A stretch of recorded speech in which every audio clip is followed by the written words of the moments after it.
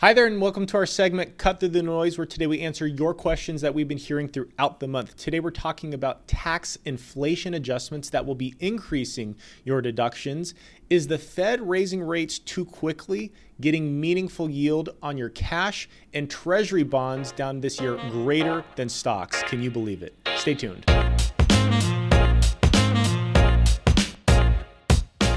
Hey there, it's Alex and Anthony from One Degree Advisors. We are certified financial planners that help folks with all things tax, retirement, and investment related. Anthony, a lot of stuff happening around the world, but let's dive into that first topic, which is the tax inflation adjustments that'll be increasing people's deductions. Yeah, so the IRS announced that standard deductions are going up by $1,800, $27,700 for joint filers, half of that for single filers.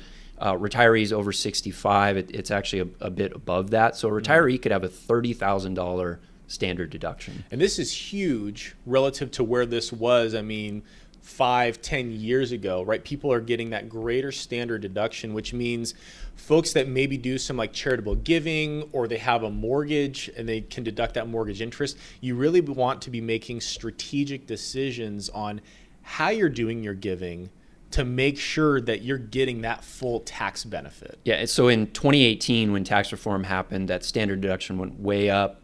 Far fewer people are itemizing. It's going to even go down more, so more people are going to be taking that standard deduction. Here's where it's important and where we really see it. If you're making charitable deductions, then a lot of people don't realize they're not getting a lot of benefit from that, tax benefit. There is a way around that to some extent with charitable stacking. It's where you basically double up your charitable contributions in 1 year. We have a video on that. We'll go ahead and post the link to that if somebody wants to dig in further. And this is why we ask our clients for their tax returns every single year. We can't necessarily control the direction of markets like we're seeing so far this year, but there are a lot of things that we can do strategically to save clients' taxes, not just in the current year, but potentially in future years. So this is a really big benefit and something folks need to be paying attention to. Yeah, one more thing of interest, annual gift exclusion going up to $17,000, the amount you can give away to one person. Gift tax-free. I think it's going up by $1,000 from this year, next year. All right, next question for you, Alex. Is the Federal Reserve raising interest rates too quickly? Yeah, I think there's a lot of people, right? If you watch the talking heads on TV, they'll be talking about the Federal Reserve. They're raising rates too quickly. We'll pull this chart up from Visual Capitalist that shows that at this point in time, we are increasing interest rates at the fastest clip in recent history. A lot of people are saying, they're raising it too fast. They're going to break things. Don't fight the Fed is the common phrase right now.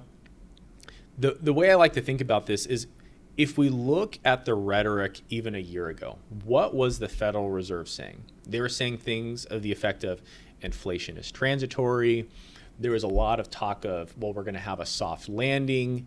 And now that rhetoric has changed, right? The people in charge of policy decisions can't even get this exactly right, and they are changing all the time. So I think as an investor, what do you do with this information? I think trying to make meaningful decisions off of what the Federal Reserve says they're going to do, that's a tough bet. You really need to get back to your plan and make sure that you're prepared for many different scenarios. Yeah, there are a lot of concerns there, but predicting what the Fed's going to do is a tough game to play. All right, the third thing here is yields on cash. Finally, people are able to earn something on their cash. Yeah, so we need to pay attention to money that we might have on the sideline, those reserves. Make sure we're getting some interest out of that because there are options that are out there. Now, there is a pretty big distinction. What I've noticed is with a lot of the bigger banks, the well-known ones, they haven't raised interest rates too much on savings. It's still a pittance. However, there are banks that are out there, especially some of the online banks like the Allies and the Capital Ones, where they're paying, decent interest on savings, and then you can even get more on CDs. Yeah, I think as of the recording of this video, right, Allies paying 2.25%. Capital One is another online bank that we may recommend, 2.3%.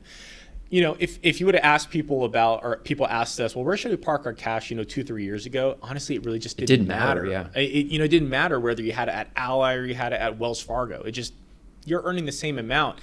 Now these things can matter, like you said. Now you can generate meaningful yield, but it takes being intentional It takes being intentional, knowing what you're doing and saying, okay, I'm going to keep my cash here. You get all the same FDIC insurance limits that you traditionally get at a brick and mortar bank, but you can actually earn some meaningful yield now, which is important. Yeah, definitely pay attention to it and be wise with that. All right, so Alex, Treasuries in some cases down more than stocks. What do we do about it? Let's pull up this chart here. This is going to compare the S&P 500, the NASDAQ 100, and a 30-year Treasury bond. And the 30-year Treasury bond, you may not believe it, it's the orange line, right? That looks more like a stock to me than a But bonds are supposed bond. to be so safe. Yeah, exactly. Government bonds should not be down 30%. It's a shock to the market. It disproportionately hurts retirees who likely have more income or more assets, in bonds. The thing is this is going to take a while to play out. If you've gone down this much, it's going to take a while to earn back that money in your bonds if you're just going to hold on. This is why, we have written this in our investment philosophy. We posted it on our website because we say this is what we believe. This is how we invest money. Money that you put in bonds should not be any type of real risk asset. You want to get your returns in stocks and you want to have more safe money in bonds. And that's why we skew towards the more stable side, which would be shorter term bonds, higher quality bonds, right? We're not reaching for yield. We want that stability. So while the 30-year Treasury bond, as of the recording of this video, or I think this was through 1020, is down over 34%. Short-term bonds, I think, are down probably in that 6 to 7% range, depending on which one you look at. Yeah, now you mentioned the length of time that it's going to take for those bonds to come back because they don't mature for 20, 30 years. Shorter-term bonds, they may be down some. They haven't dropped as much in value. Even that's not fun. But the thing is they're going to mature, the face value pays out, and then you can reinvest at higher rates. The point being, this is why we avoid long-term bonds. This is exactly why. And now let us know what you think. With the standard deduction going up, are you taking the standard deduction or are you itemizing your deductions? And are you making sure that you're getting the most out of your tax breaks? Let us know your thoughts in the comments down below. And if you enjoyed today's video, please like and subscribe for more. Thanks for watching.